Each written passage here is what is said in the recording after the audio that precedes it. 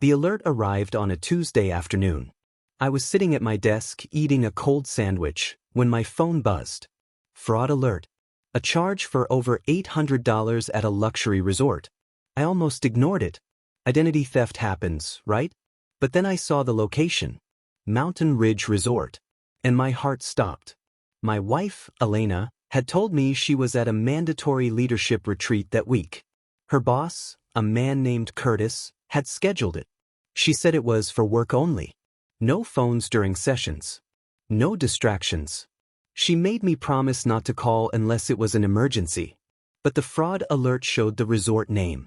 The same resort she mentioned once, accidentally, when she thought I wasn't listening. I stared at my phone for a long time. My sandwich sat forgotten. A voice in my head whispered that I should trust my wife.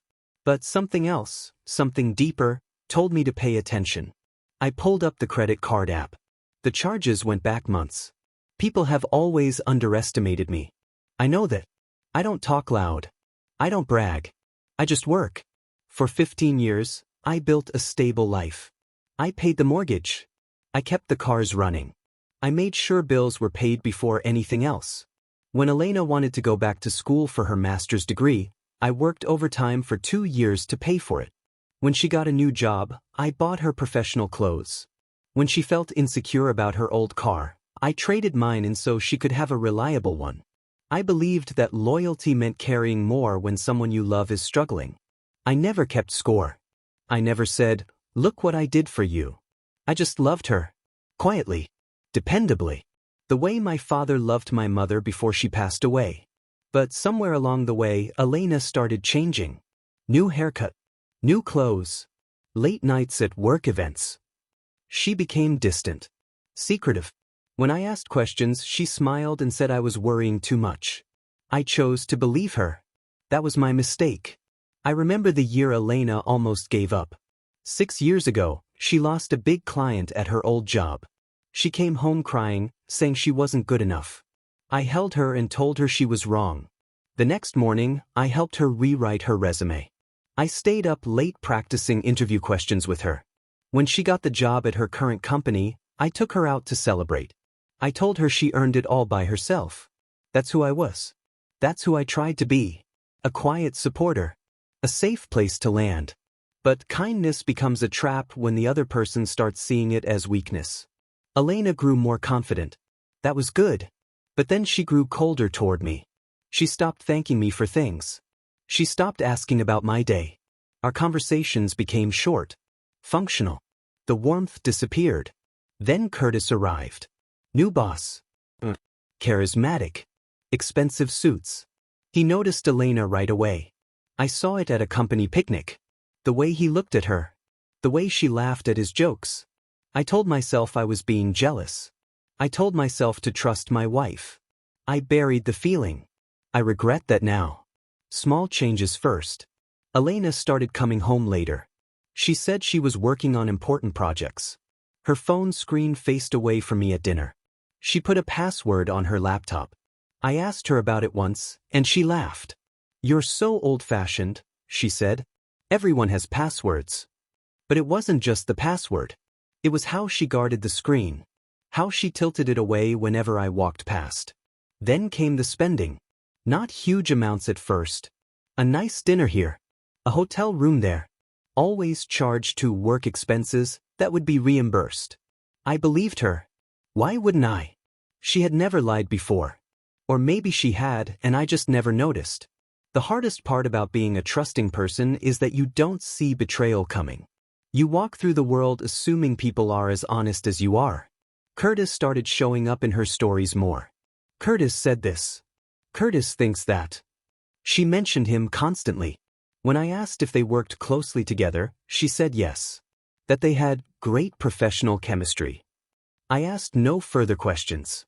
I didn't want to seem insecure. So I stayed quiet. And the small changes kept adding up.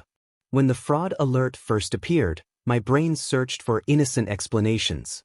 Maybe someone stole her card number. Maybe it was a mistake. Maybe the bank made an error. I wanted so badly to believe those things. I sat in my office and ran through every possible scenario where Elena was still the woman I married. Every scenario where I was just being paranoid. Called the bank. The customer service agent told me the charges were made with a physical card, not an online copy. Someone had swiped the card at the resort. My stomach dropped.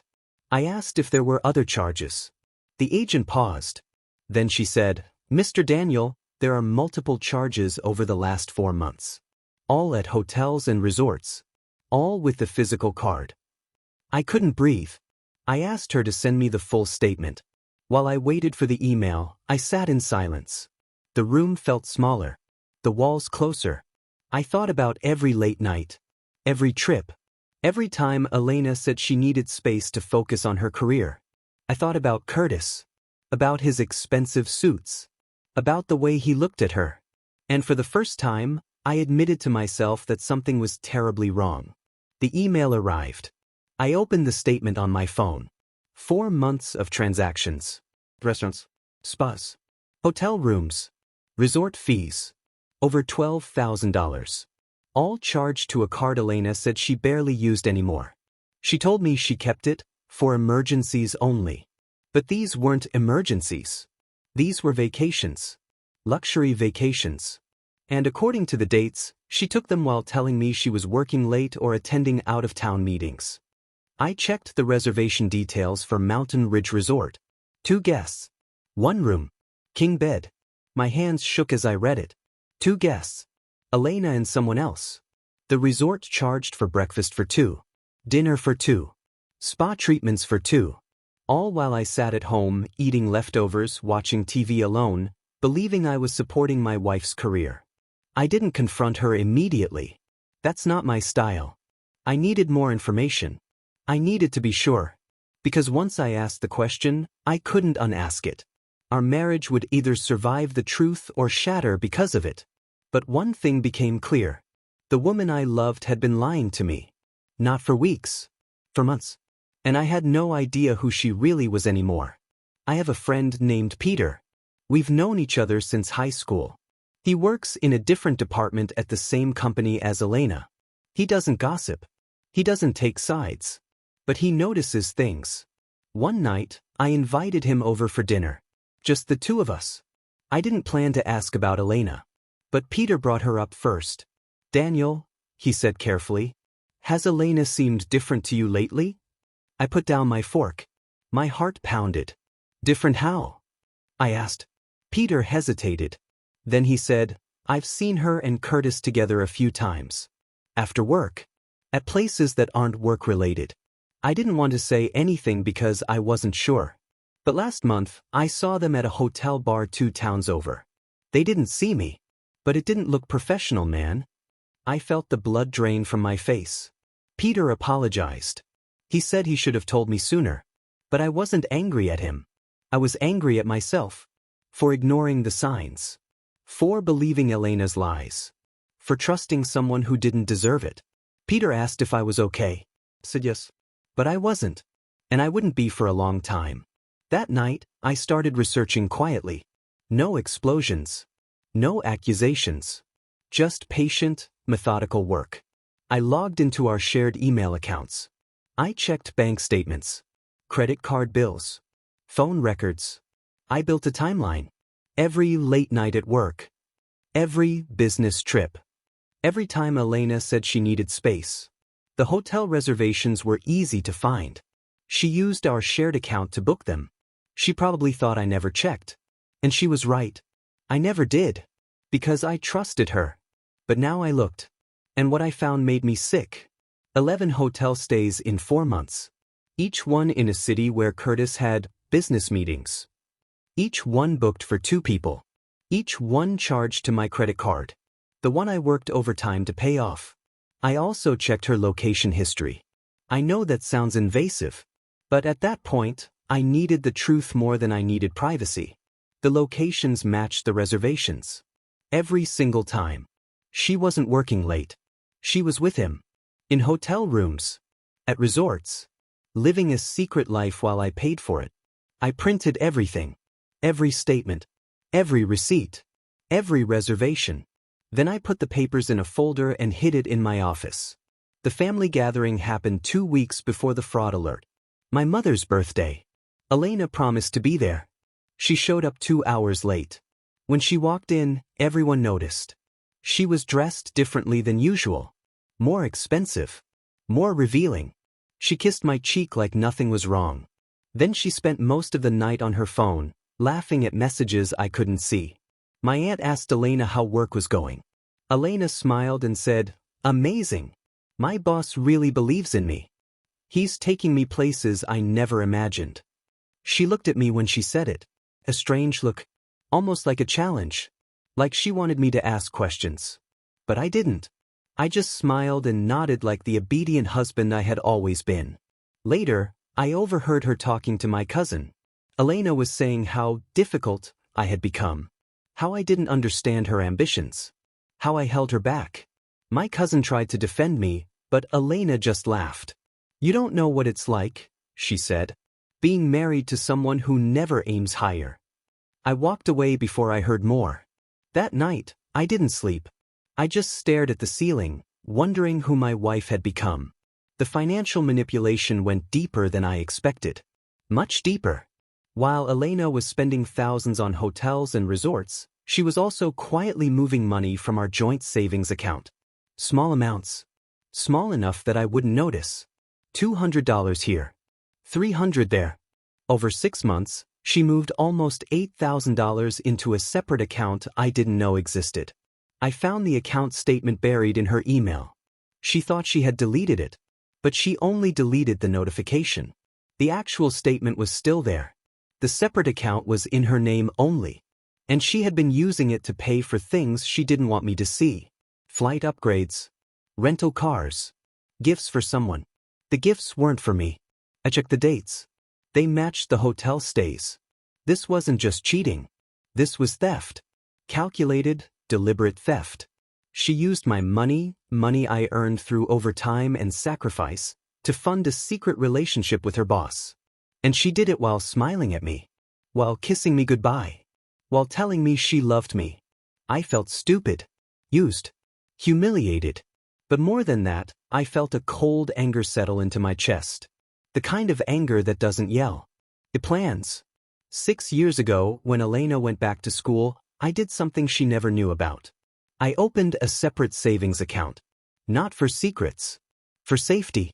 My father always said, "Love with your whole heart, but protect your future with your head." I put a small percentage of my paycheck into that account every month. Elena didn't know it existed. I never hid it from her intentionally. I just never mentioned it. Now, that account became my lifeline.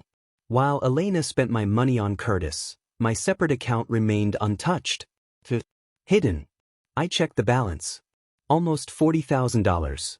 Enough to start over. Enough to hire a lawyer. Enough to protect myself when everything fell apart. Because I knew it would fall apart. People like Elena don't stop. They just get caught. I transferred some money into an attorney's trust account. I found a lawyer through Peter's recommendation. A woman named Denise who specialized in financial infidelity cases. I told her everything. She listened quietly. Then she said, "You have more leverage than you realize." I asked her what she meant. She smiled. "Your wife thinks you're weak. That's the mistake we're going to use." Curtis was arrogant. I learned that quickly. He had never faced consequences for anything in his life. Rich parents. Good looks. A job he got through family connections. He walked around like he owned everything and everyone. Including my wife. I watched him at a company event. The way he put his hand on Elena's lower back. The way she smiled at him. The way they disappeared together toward a private hallway. Other people noticed too. I saw the looks. The whispers. The pity. Everyone knew except me. Or maybe I was the last to know because I refused to see it. Denial is a powerful thing. It protects you from pain. But it also keeps you trapped. And I had been trapped for months. Believing lies. Paying for betrayals. Loving someone who didn't love me back. Curtis posted photos online sometimes. Expensive dinners. Beautiful views. Resort pools. Elena was never in the photos. But I saw her shadow in one picture. Her hand reaching for a glass. Her rings. My rings. The ones I saved 3 months to buy. Curtis thought he was untouchable. He thought Daniel, the quiet husband, would never fight back. He was about to learn how wrong he was. I met with Denise again. She told me to document everything. Every charge. Every lie. Every text message. She said the more evidence I had, the cleaner the divorce would be. I followed her instructions exactly. I created spreadsheets, printed statements, saved emails. I organized everything in a binder. Dates, locations, amounts. A clear, undeniable record of every betrayal. Denise also told me to stop paying for joint expenses out of my separate account. Let her spend her own money now, she said. So I did. I stopped depositing my full paycheck into our joint account. I put most of it into my separate account instead. Elena didn't notice. She was too busy planning her next trip with Curtis. 2 weeks later, another resort charge appeared. $700. She didn't even try to hide it anymore. I called the resort. I pretended to be Elena, confirming reservation details. The front desk gave me everything. Names, dates, room preferences. Curtis had booked a suite. King bed. Champagne on arrival. Late checkout. All on my credit card. I recorded the call. Denise later told me that recording would be very useful. I didn't know exactly how yet. But I trusted her. The social betrayal hurt almost as much as the cheating. I learned from a coworker of Elena's that she had been telling people I was controlling, that I didn't support her career, that I was jealous of her success. She painted herself as the victim, a hardworking woman trapped in a marriage with a small, insecure man. And people believed her. Why wouldn't they? She was beautiful, confident, persuasive. Meanwhile, I was the one paying for everything, the one who sacrificed, the one who stayed home while she traveled. But I didn't defend myself publicly. I didn't argue. I just kept gathering evidence. Because I knew that eventually, the truth would come out. And when it did, her lies would collapse under their own weight. Lies always do. It just takes time. One of Elena's coworkers, a woman named Rachel, reached out to me anonymously. She said she felt bad for what was happening. She told me that Elena and Curtis had been seen holding hands at a work retreat, that they shared a room, that everyone knew except HR. Rachel said she was willing to testify if needed. I thanked her and saved her contact information. Another piece of evidence. Another nail in the coffin. The boss made his move publicly. A company anniversary party. Open bar. Live music. Everyone dressed up. Elena wore a dress I had never seen before. Expensive. She looked beautiful. But she wasn't looking at me. She was looking at Curtis. Across the room. Smiling. Waiting. I watched her slip away toward the garden. 5 minutes later, Curtis followed. I didn't follow them. I didn't need to. I already knew what was happening. But I did something else. I walked over to the table where Curtis's wife was sitting. A woman named Andrea. She looked bored. Lonely. I introduced myself. We talked for a few minutes. I asked if she liked company parties.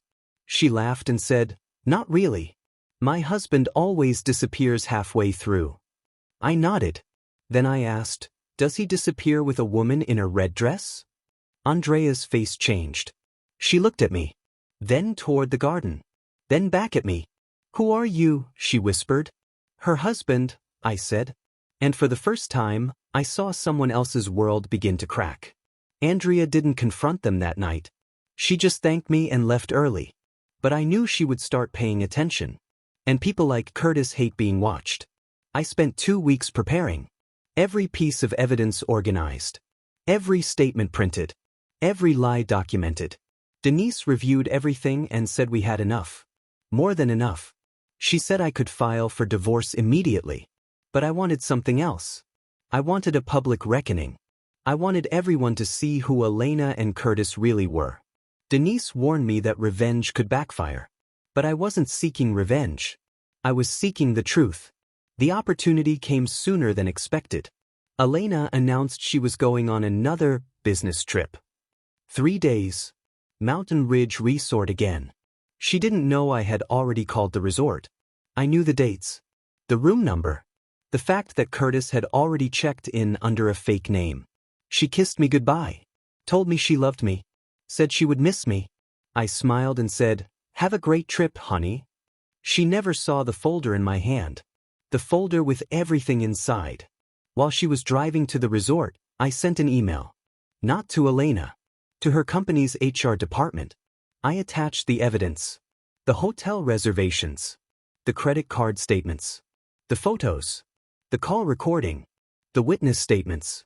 I wrote a simple message. I believe your company would want to know about the relationship between Elena and Curtis, funded by company resources and my personal credit cards. Then I hit send. The public event was a disaster for them. A company-wide meeting. All employees required to attend. I wasn't invited, of course. But Andrea was. She texted me throughout. Curtis looked nervous. Elena kept checking her phone. HR had called them both into a meeting that morning. They didn't know what was coming.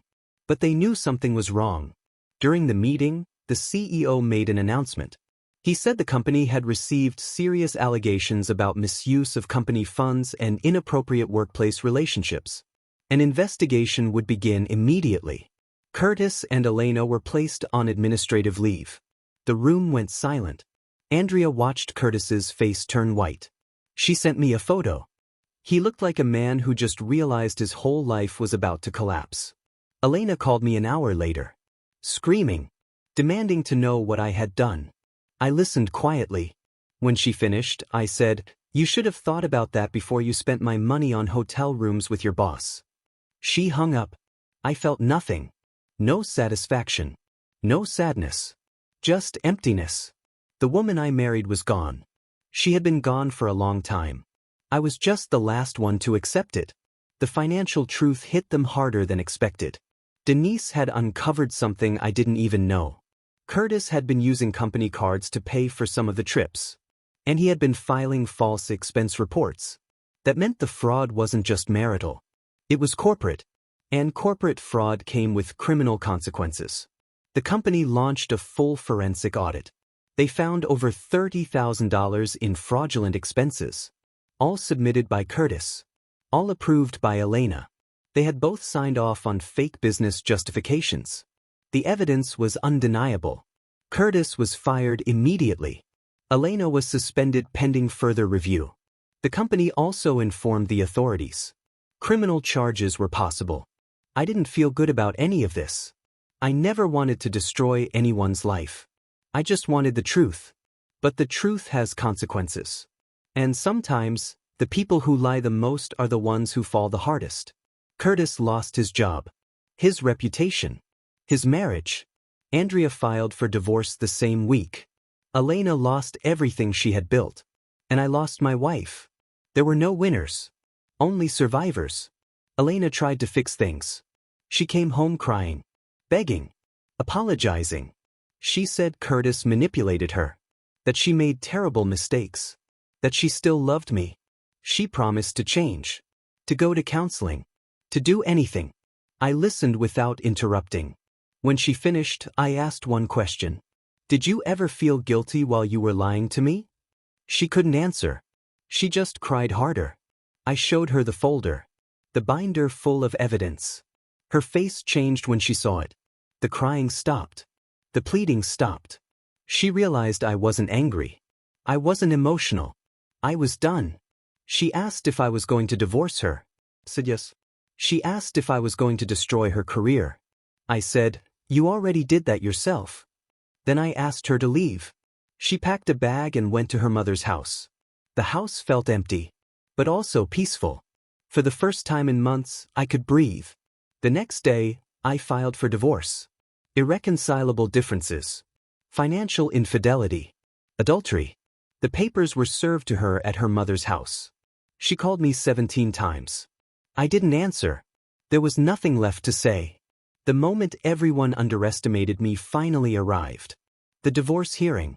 Elena brought a lawyer. Her parents sat behind her. She looked tired. Broken. Nothing like the confident woman who left for business trips in expensive dresses. My lawyer, Denise, presented the evidence. Spreadsheets. Bank statements. Hotel receipts. Phone records. Witness statements. Everything organized. Undeniable. Elena's lawyer tried to argue that I was controlling, that I invaded her privacy, that I was seeking revenge. But the judge wasn't interested. This isn't about privacy, the judge said. This is about one spouse systematically stealing from another to fund an affair. The courtroom went quiet. Elena started crying. Real tears this time. But I didn't feel sorry for her. She made hundreds of choices. Each one led her here. The judge ruled in my favor. Elena had to repay half of what she took. Kept the house. My separate account. She got nothing. Her lawyer whispered something to her. She shook her head and sobbed. As I walked out, Peter was waiting in the hallway. He put a hand on my shoulder. "You did the right thing," he said. I nodded. But I wasn't sure what the right thing was anymore. I only knew I couldn't stay. The collapse happened faster than anyone predicted. After the divorce, Elena lost her job. The company investigation concluded she had violated multiple policies. She wasn't fired immediately. She was given the option to resign quietly. But the news still leaked. Office gossip spreads fast. Within a week, everyone knew. Her reputation was destroyed. No one wanted to hire someone known for fraud and infidelity. Curtis fared worse. The company pressed charges for the expense report fraud. He was arrested at his home. In front of his children. The local news covered it briefly. Executive charged with corporate fraud. I saw the story online. His mugshot looked nothing like the confident man in expensive suits. He looked scared. Defeated. His wife had already taken the kids and left the state. I felt no joy in any of this.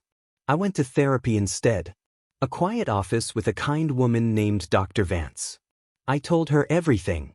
She listened without judgment. She said something that stuck with me. "Daniel, you didn't cause any of this. You just refused to keep accepting it." That helped. A little. The betrayal still hurt. The loneliness still ached. But at least I wasn't lying to myself anymore. The final twist came from somewhere unexpected. Elena's mother called me. She apologized. Said she knew something was wrong but didn't want to interfere. She said Elena had been lying to her too. About the trips. About the money. About Curtis. She asked if I would consider talking to Elena. Just once. For closure. I thought about it. Then I agreed. Not for Elena. For me. We met at a coffee shop. She looked different. Softer. Sadder. She apologized without excuses. She admitted she had been selfish. Entitled. Cruel. She said she didn't know why she did it. That she destroyed something beautiful for nothing. I asked if she loved Curtis. She shook her head. "I didn't love anyone," she whispered. "Not even myself." I believed her. But belief isn't the same as forgiveness. I told her I hoped she got better. Then I left. That was the last time I saw her. Sometimes I wonder what would have happened if I had confronted her earlier. If I had paid attention sooner.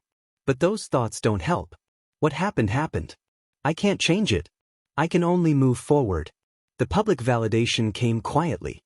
Months after everything ended, Rachel, the coworker who reached out, sent me a message.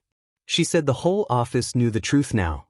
That people were shocked Elena and Curtis got away with it for so long.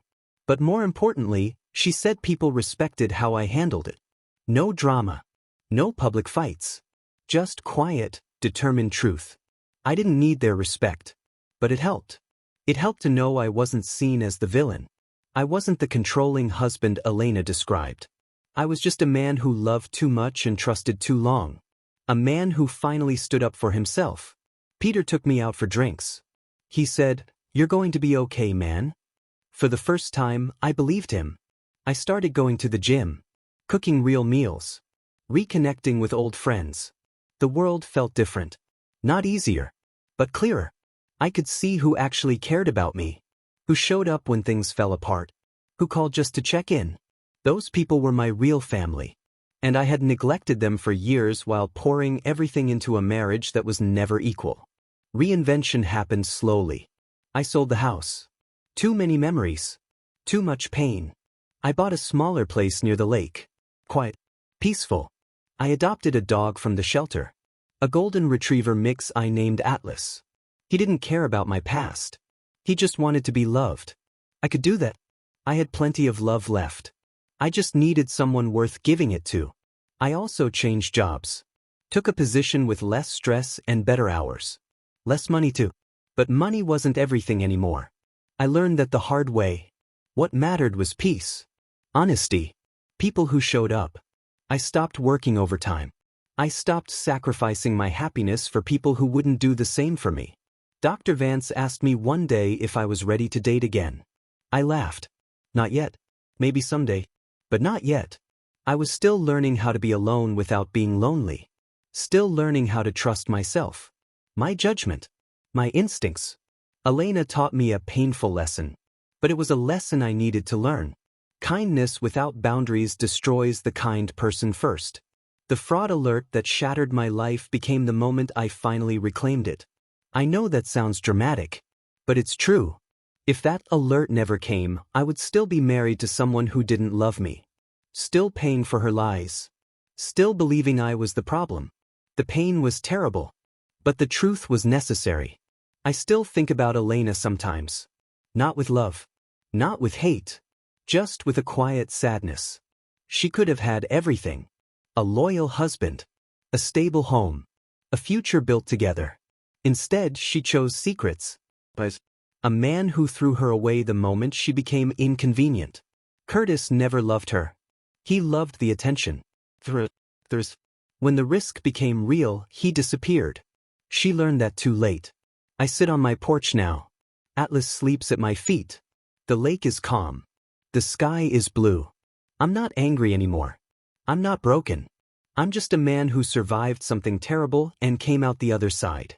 The fraud alert didn't save me. I saved me. By finally paying attention. By finally choosing myself. That's not selfishness. That's survival. And sometimes, survival is the greatest victory of all.